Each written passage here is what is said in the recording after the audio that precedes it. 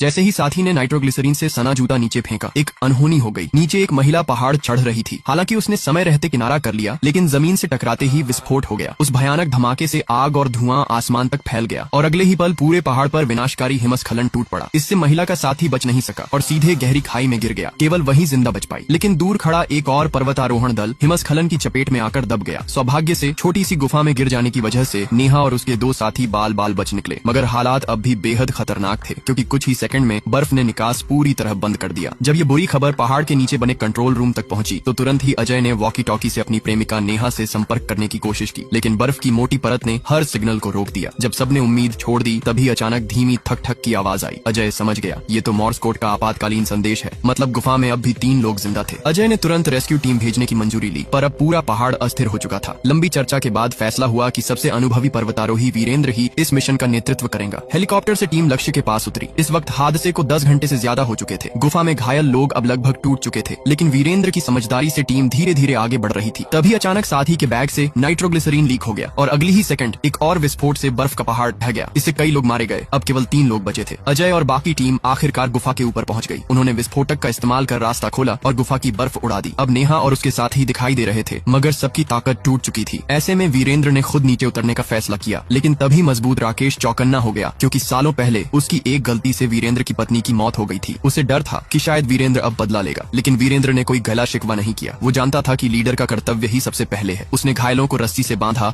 और ऊपर भेजने लगा, मगर तभी नीचे की बर्फ टूट गई। सब लोग खाई की तरफ गिरने लगे। आखिरकार वीरेंद्र ने एक कठोर फैसला लिया। उसने रस्सी काट दी और राकेश के साथ गहराई में गिर गया। आखिरकार अजय ने अपनी प्रेमिका नेहा को बचा लिया, लेकिन वीरेंद्र की कुर्बानी वो जिंदगी भर नहीं भूल पाया।